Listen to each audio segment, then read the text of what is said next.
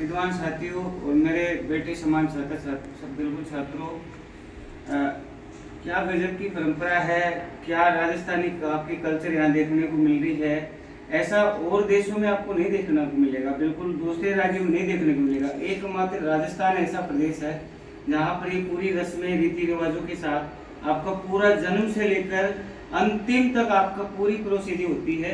और ये बहुत ही, इसमें क्या है, सद्भावना, एकता, भाईचारा और एक आपका आत्मविश्वास। ये आपका क्या हो रहा है, ये आपका आत्मविश्वास हो रहा है, आपको मोटिवेट हो नई चीज़ों को लेकर। मैं ये इस प्रकार नहीं है कि आपको यहाँ विदा कर दिया, आपको भेज दिया गया, आपको यहीं रहना है, फिर भी आपको ये क्यों करवाया जा रहा है, ये आपका आत्मविश्वास जो है, आपका मनोबल जो है वो बढ़े।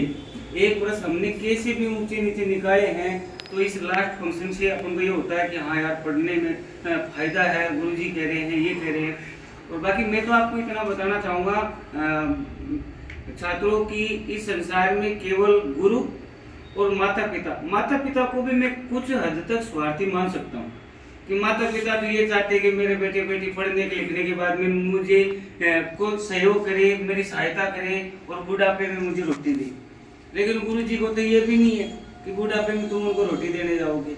बिल्कुल निस्वार्थ और बिल्कुल सज्जनता, और एकमात्र कह सकते हैं आपको आपकी उन्नति का, आपको प्रोग्रेस करने का एकमात्र जो अगर कोई मूल मंत्र है तो वो गुरु है।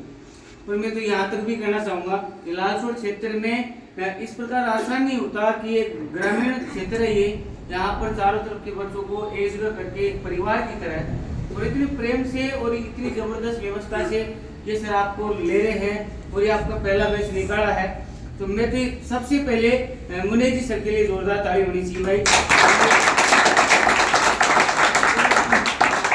आपको इस प्रकार से घर की तरफ बिल्कुल रख रहे हैं और आपको आगे बढ़ाने के लिए। अब हॉस्टल की अगर मैं बात कर देता हूँ तो हॉस्टल का मतलब होता है दोस्तों केवल और केवल आपको खाना है और सोना है। आप कहीं पढ़ रहे हो कोई मतलब नहीं है, आपको टाइम पर आना है, यहाँ पर सोना है, यहाँ पर खाना है। लेकिन यहाँ देखो आपके लिए क्या क्या विशेषताएं हैं। पूरी फैकल्टी है शाम को पढ़ाने के लिए लगा रखी है सर, आपको 24 घंटे हर समय हर प्रक्रिया आपकी देखते रहते हैं। आपको अगर इधर उधर आप भटक रहे हो तो उसको आपको एक करते हैं, सभी को एकता में बांध रखे हैं। बहुत अच्छी बात है, शानदार है। और मैं तो भगवान से दुआ करता हूँ, माँ सरस्वती से प्रार्थना करता हूँ कि भगवान करे, माँ सरस्वती करे कि सर को ये और कह सकते हैं ज़्यादा आत्मविश्वास दे और अगले साल 3 बच्चों से 5 होने ज़्यादा बच्चे को। शानदार है, हम भी सर के साथ पूरी तरह तैयार हैं, गुरुजी की पूरी सहायता के लिए हर दम हर घंटे तैयार हैं। एक हमारी टीम है पूरी, किसी भी कोई भी अगर कोई आवश्यकता होती है तो हम गुरुजी के साथ तहे दिल से इनका हार्दिक अभिनंदन और इनकी सहायता के लिए तत्पर है। कक्षा 12 के भी बच्चे हैं, कक्षा 10 के भी बच्चे हैं, तो 12 वाले बच्चों की तो लगभग एग्जाम पास में ही है और लगभग कंप्लीट तैयारियां हो ही गई होगी। और लास्ट के जो एक आध दिन के जो गुरु मंत्र है वो भी सर से ले लेना, वो आपको बता देंगे किस प्रकार आपको लास्ट में पासिंग मार्क के लिए और कुछ आपको ज़्यादा करने के लिए। तो मैं तो ये कहना चाहूँगा कि आपको कॉपी बिल्कुल खाली नहीं छोड़नी है, नहीं आता तो भी कुछ लिखना है भाई। कॉपी की अगर बात की जाए तो कॉपी मेरे पास भरी हुई मुझे मिली, भले उसमें गलत है तो कुछ गरिमा होती है इंसान की, कुछ दया भावना होती है, तो बिल्कुल 0 नंबर तो देने से रहा, कुछ तो देगा, ये तो फिक्स है। पास होने के लिए सबसे बेहतरीन चीज है कि आपको नहीं भी आ रहा है तो भी आपको लिखना है। आपके भरे पन्ने देखकर कौन टीचर है जो सबके क्रॉस लगा देगा, एक के क्रॉस लगा देगा, दूसरे के लगा देगा, तीसरा तो सही करना ही पड़ेगा। क्या पूरी कॉपी के क्रॉस लगाता चला जाएगा? ऐसा तो कोई टीचर नहीं है। लगभग कह सकते हैं आपको पास के जो मार्क्स है वो मिल ही जाएंगे। हालांकि ये तो है नहीं कि पूरा पेपर नहीं आ रहा, कुछ 1% नहीं आ रहे, तो नहीं आ रहा तो कोई बात नहीं, रिलेटेड टॉपिक आप आराम से लिख सकते हो। पन्ने सबको भर के आने, 1 भी % किसी को नहीं छोड़ना है। और आपका टाइम टेबल वगैरह देख लेना है, आपका कोलेटर वगैरह आपने निकलवा लिया, एडमिट कार्ड तो अच्छी बात है, नहीं निकलवाया तो निकलवाओ, और आपका सेंटर वगैरह देखो, समय पर वहाँ पहुँचो। हर चीज आपको कह सकते हैं गुरुजी आपको भी बता देंगे।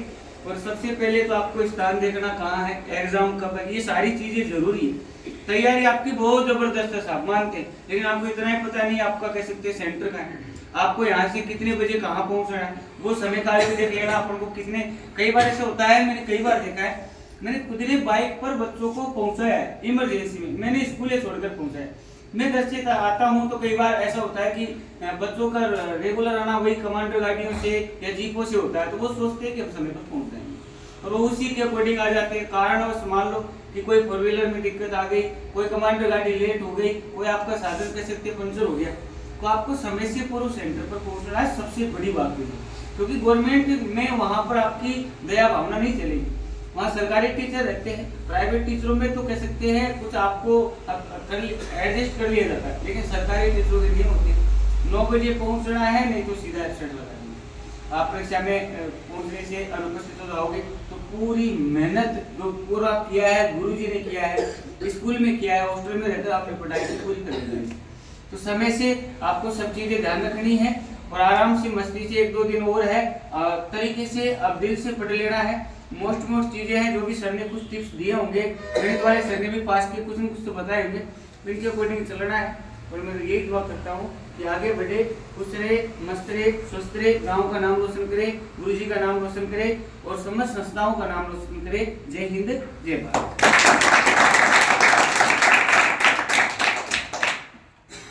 सर ने पूरी बातों का निष्कर्ष लगभग आपको बता दिया है। हमने साल भर जो भी एक्टिविटी की है वो सब एक्टिविटियाँ इस समय आके हमें थोड़ा सा दायरे में रह के पढ़ाई करनी है। दायरे का मतलब ये ऐसा टाइम, जैसे एग्जाम्पल के तौर पर डोरा भी तोड़ रहे थे ना, तो उससे भी अगर लग गई तो एग्जाम में आप सुख से लिख नहीं पाओ और लिख नहीं पाए तो नंबर बच सकते। तो हमें इस समय विशेष तौर से ध्यान रख के चलना है। अब तक आप कैसे रहे, क्या करते रहे, वो सब जायज़ था, लेकिन अब आपको अपना बिल्कुल सिस्टम ऐसा करना है। अपने को पढ़ाई से काम है और एग्जाम देने से टाइम टू टाइम आपको भोजन और व्यवस्था यहाँ की बताएंगे। अब आप जैसे हम भी ये कह रहे हैं कि बाहर भी अगर आप जा रहे हो कहीं पढ़ने की या कुछ और के लिए, तो वो बिल्कुल क्लोज करो और सेल्फ स्टडी करो, वो सबसे बेस्ट है। क्योंकि बाहर जाने का मतलब हवाल नहीं हो, लेकिन बुरा टाइम आता है ना, वो कह के नहीं आता है। कहीं किसी गाड़ी हाथ चलते हुए हाथ में टक्कर लगी या कहीं फिसल गए या कोई गाय बैलों ने मार दिया, कुछ हो गया, तो वो दिक्कत अपने पास नहीं हो। इस चीज़ के लिए आपका यही सिस्टम है, बढ़िया आराम से यहाँ अपनी व्यवस्था है, आपके अपने अपने रूम में शांति से पढ़ाई करें, अच्छा आगे बढ़े। बस जैसे कि सर ने बताया। अब मैं आगे अपने शंकर जी सर जो कि ज्योग्राफी लेक्चरर है अपने, तो ये भी अपने हॉस्टल परिवार से जुड़े हुए हैं सभी, तो आपको आगे इनका भी मार्गदर्शन मिलेगा, इनकी भी क्लासें मिलेगी, दीदी जी की मिलेगी, सर तो दे रहे थे सेवा और सर की सेवाएं जो मिलेंगी। तो आप सभी को कुछ आगे अच्छा भविष्य का मार्गदर्शन यहाँ हम देने की कोशिश करें और करते रहेंगे। आप माने नहीं माने, हमारा फर्ज है लास्ट तक आपके साथ चलना, आपको समझाना, और जब मंजिल पे पहुँच जाता है तो ऑटोमेटिक दिल कर जाता है हाँ यार सबने हमारे लिए ठीक किया हो। क्योंकि आजकल छोटे से छोटा बच्चा भी अपना भला समझता है, वो इतना मूर्ख नहीं है कि वो अपना भला नहीं जानता। हाँ बस ये है कि टाइम जरूर लगता है उसको समझने। तो आप सब मैच्योर हो, कोई दिक्कत नहीं है, तो सर की कुछ आशीर्वचन मिल सकते हैं।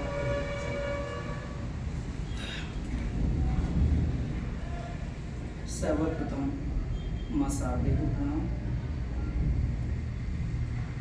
मैथ के विद्वान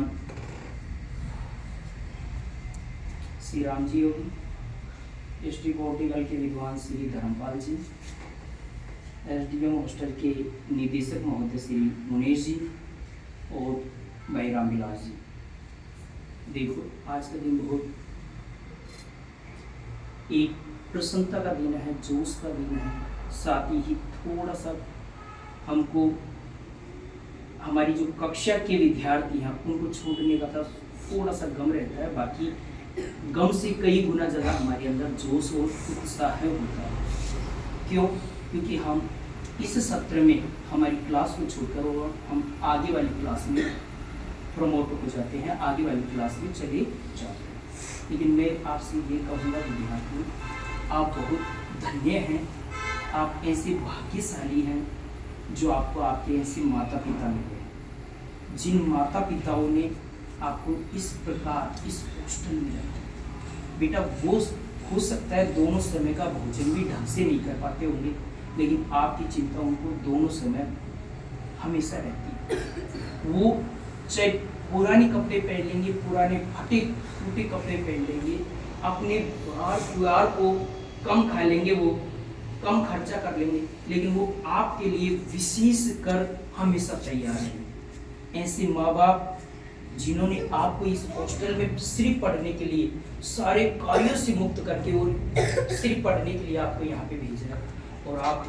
फिर भी धन्य हैं, ऐसे शक्तिशाली हैं, भाग्यवान हैं कि आपको इस प्रकार के हॉस्टल मिले हैं जिनमें सारी व्यवस्थाएं सुचारू रूप से संचालित हैं। तो आप अगर मान लीजिए माँ बापों की तरफ देखते हैं, उनकी परवाह कर रहे हैं, क्योंकि वो उन्होंने तो उनका जीवन तो समर्पित कर लिया है, अब वो केवल आपसे उम्मीद रखते हैं, और अगर आप उनकी उम्मीदों पर खरा नहीं उतरेंगे तो उनको बहुत बुरा लगेगा और कहीं ज़्यादा कष्ट भी उनको होगा। तो उनको ध्यान में रखते हुए बेटा आपको यहाँ पे पढ़ाई करनी है। पढ़ाई कैसे करनी है, किस प्रकार से करनी है, तो उसकी देखिए पढ़ाई करने के कई सारे तरीके होते हैं।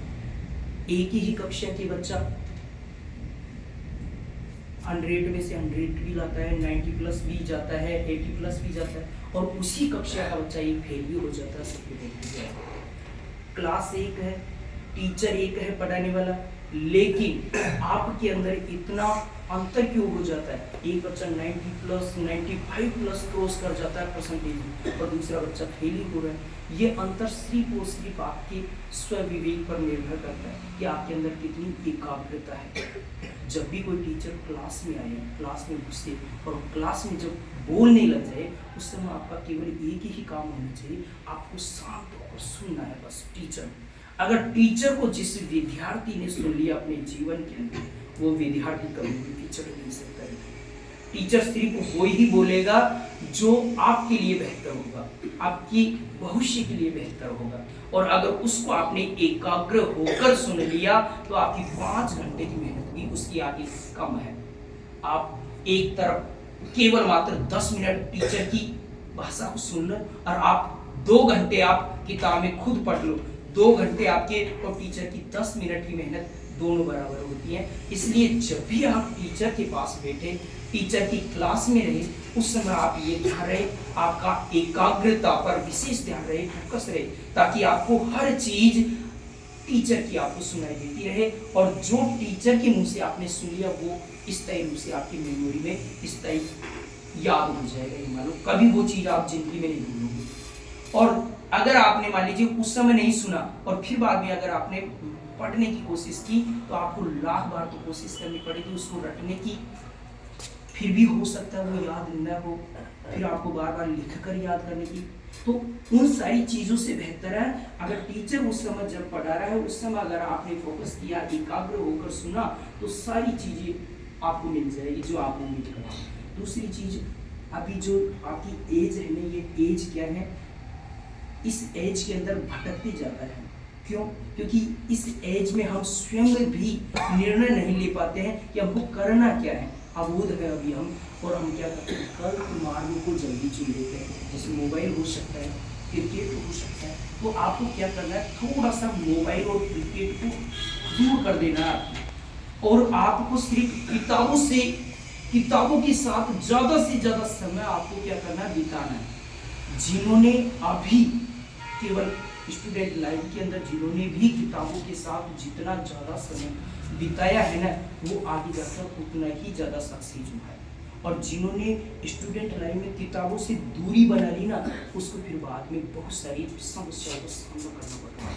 तो आपको ये ध्यान रखना है कि आपको अभी केवल आपके माँ बापों ने यहाँ पे केवल पढ़ने के लिए भेजा है, तो आपको केवल यहाँ पे पढ़ाई ही करनी है। पढ़ाई भी कैसे करनी है, कभी भी लेट कर सोकर आप पढ़ाई मत करें, आपको केवल बैठ कर ही पढ़ाई करनी है। जब भी आप पढ़ाई करें, ये नहीं है कि आप 10 घंटे 20 घंटे पढ़ो, कोई मायने नहीं रखता। 4 घंटे का 5 घंटे का आपका जो वर्क है, आपकी जो पढ़ाई है, वो भी आपकी मंजिल तक पहुंचा सकती है। मैं आपको एग्जांपल दे दूं रामविलास जी का। मैं जब 2018-19 के अंदर अशोक मान में आया, उससे पहले न्यू विनायक में था। 2018-19 में आया जब इनकी बैसाखी लड़की थी सुमन, वो 12th में थी, फर्स्ट बेंच में थी जब मैं आया था उस समय। तो 12th में जब सुमन थी, तो वो कक्षा में मेरे को बार बार क्वेश्चन पूछती। जो बच्चा जितना ज़्यादा पूछता वो मेरे को उतना ही अच्छा लगता ही है। जब बच्ची ने शुरू में 1-2 महीने में जब हमने बोर्ड क्लास के टेस्ट लिए तो उसमें अच्छी मार्किंग थी, हमने भी थोड़ा उन बच्चों पर फोकस किया। इनकी बच्ची के ज्योग्राफी में 99 नंबर आए थे और उसके बाद में 12th पास की, BSTC की और आज 3rd ग्रेड पर है इनकी बच्ची। 3rd ग्रेड की टीचर हैं। तो इसलिए मैं कह रहा हूँ मेहनत और नौकरी कोई मायने नहीं रखती है। सिर्फ आप अगर अपनी लाइफ के अंदर मेहनत कर ली, कड़ी मेहनत करनी आप, या तो आप अभी कर लो कड़ी मेहनत, तो आपकी सारी जिंदगी सुख सुविधाओं से कट जाएगी। और अगर आपने अभी स्टूडेंट लाइन में सुख सुविधाओं से जीवन जिया ना, फिर आगे पूरी जिंदगी आपको कठोर मेहनत करनी है। आप देखते हैं बाहर जैसे लकड़ा मंडी है, कितनी मेहनत करते हैं ये लोग, सुबह 7 बजे से शाम को 4-5 बजे तक, और पहले जाके इनको 4-5 रुपये मिलते हैं, घर को जाते हैं, थक जाते हैं बुरी तरह। तो आप ये सोच लीजिए जब आपके माँ बाप ने आपको इतने पैसे 25-30-40 हज़ार रुपये आपको दे रहे हैं, पढ़ा रहे हैं, और फिर भी अगर आप नहीं पढ़ रहे हैं तो माँ बापों को भी बुरा लगता है, और स्वयं अपने आप को तो आप ऊपर दे ही रहे हो। इसलिए आपको विशेषकर ध्यान देना है अपने कैरियर पर। और कैरियर कब बनेगा? मेहनत से बनेगा, और मेहनत का कोई शॉर्टकट नहीं है। मेहनत करनी ही पड़ेगी, जब जाकर आपको क्या मिलेगी? सफलता मिलेगी। इसलिए अगर सफलता अभी मिल रही है, कई बार क्या होता है जैसे आपकी उम्र है और इस उम्र के अंदर क्या है, जैसे लड़कियों के पीछे भागना, लड़कियों की तरफ, ये सब कुछ है ना, आपको बाद में अगर आप सर्विस लग गए ना तो आपको हर तरह की सारी सुख सुविधाएं आपको मिल जाएगी। लेकिन कब मिलेगी? जब आप मेहनत करोगे और सर्विस लगोगे तब। और अगर नहीं लगे ना तो आप चाहे कितने ही सुंदर हो, आपके अंदर अगर कोई क्वालिटी नहीं है, ऐसे कोई गुण नहीं है ना, तो आपको सब कुछ छोड़ देंगे पीछे। इसलिए आप हमेशा इस योग्य बन जाओ ताकि अपने आप आपके पास आ जाए जो भी हम चाहते हैं ना, जो भी सुख सुविधाएं हम लेना चाहते हैं, वो सारी सुख सुविधाएं तो हमको अपने आप ही मिल जाएगी। केवल हमको क्या करना है? उसकी काबिल बनना है। और वो योग्यता अगर हमने अपने आप के अंदर उतार ली तो ये मान लो आप अपने आप ही सारी सुविधाओं से भरपूर हो जाओगे।